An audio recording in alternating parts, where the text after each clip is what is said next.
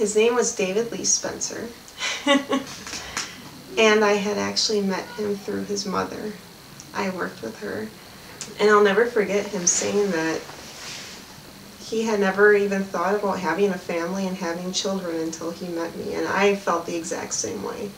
My friends used to ask when I was having kids, and I would say, I'm not going to, no, but when I did meet him, I knew he was the one I wanted to do that with. When you're with that person that you feel like you're a soulmate with, you can just sense when something's not right.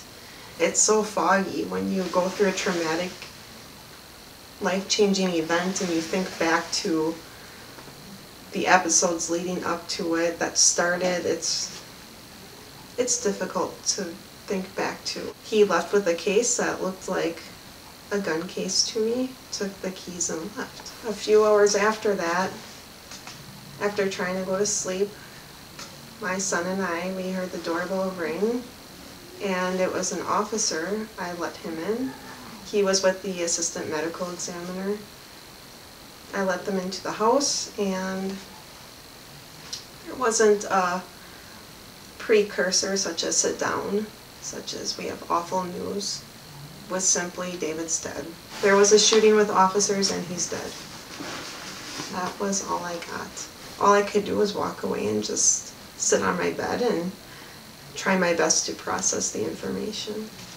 I've learned the hard way to I have no choice but to just cope with it. I do what I possibly can to keep my kids and I going. I work like anyone else. I try to get through my days.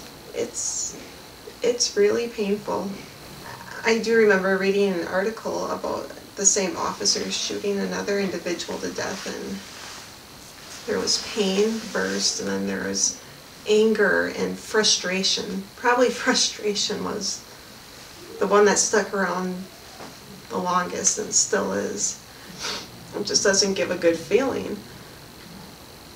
And that being said, why not at least eliminate any doubt that people could have by making it a law that a city does not investigate their own homicides?